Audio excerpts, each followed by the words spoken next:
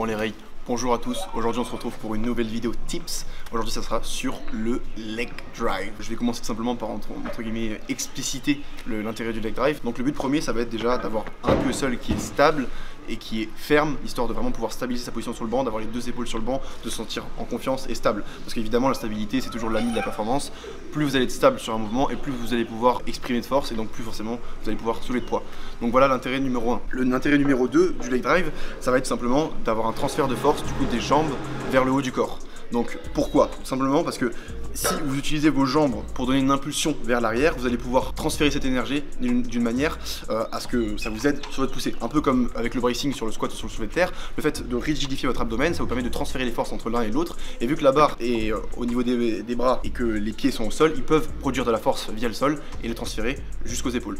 Du coup, quel est l'intérêt du leg drive? Le premier intérêt, ça va être du coup d'ancrer les pieds dans le sol et donc du coup d'aider pour le pontage. Pourquoi? Parce que le fait d'avoir les pieds ancrés dans le sol, ça vous permet simplement de rapprocher vos fesses de vos épaules. Et en fait, c'est tout le principe du leg drive, du pontage, pardon. Si vous êtes droit comme ça au niveau du dos, imaginons que ça c'est mes fesses, donc ici c'est mes fesses, ici c'est mes épaules. Plus je vais rapprocher mes fesses de mes épaules et plus je vais ponter. En fait, ça va simplement faire ce système de pont.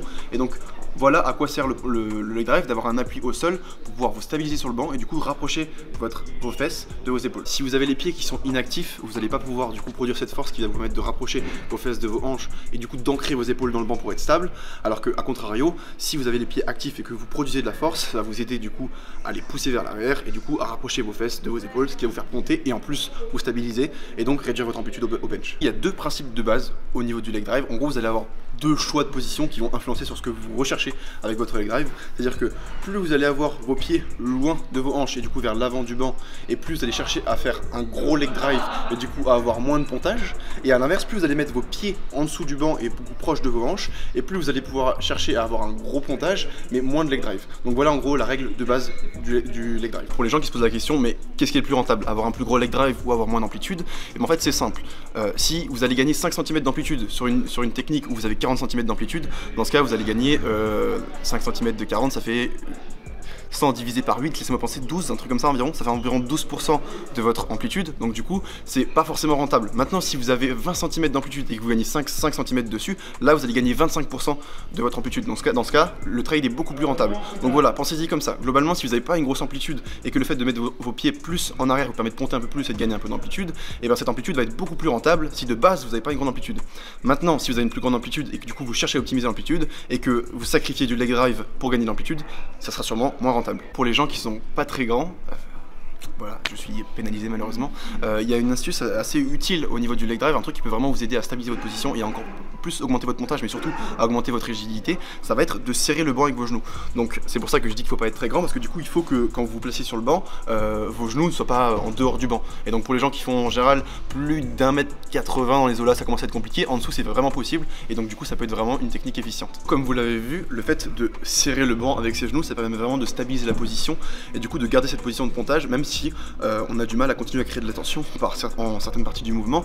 Ça permet vraiment de stabiliser cette position et de la rendre beaucoup plus sécurisée, on va dire, dans le sens où elle ne peut pas bouger. Parce qu'il y a beaucoup de problèmes de gens qui perdent leur position au bench, et le fait de serrer les genoux, ça aide vraiment pour empêcher ça.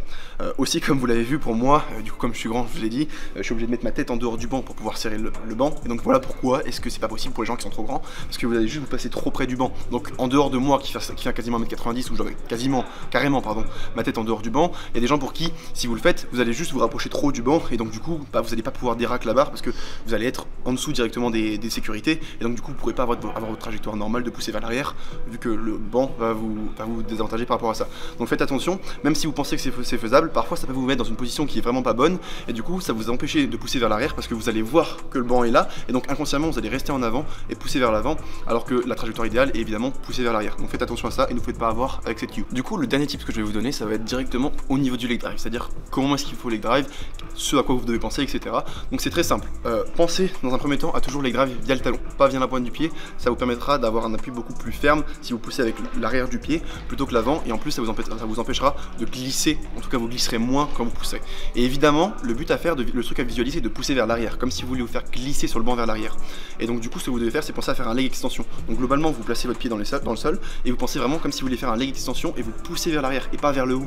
Parce que le problème c'est que si vous poussez vers le haut, vous allez avoir tendance à avoir les hanches qui décollent, et donc évidemment ça sera un no lift en compétition. Donc voilà à quoi il faut faire attention. Pour finir cette vidéo, je vais vous donner un petit exercice qui va vous permettre vraiment d'apprendre à coordonner vos mouvements entre la poussée du cou des jambes et la poussée du haut, parce que c'est pas évident quand on a l'habitude de faire du bench, on a tendance à vraiment désynchroniser ces deux poussées, et donc du coup le leg drive se passe pas forcément très bien, parce que c'est pas forcément un mouvement très naturel de penser à pousser avec les jambes sur un mouvement du haut du corps. Donc je vais vous montrer ça.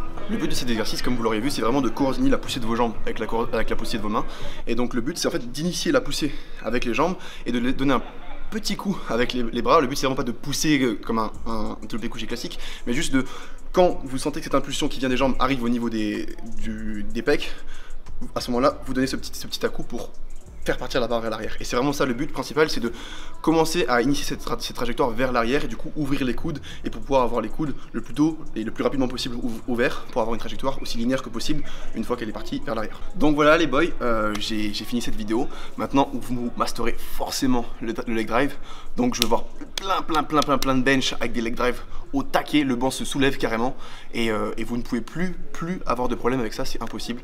Maintenant vous êtes des leg drive masters.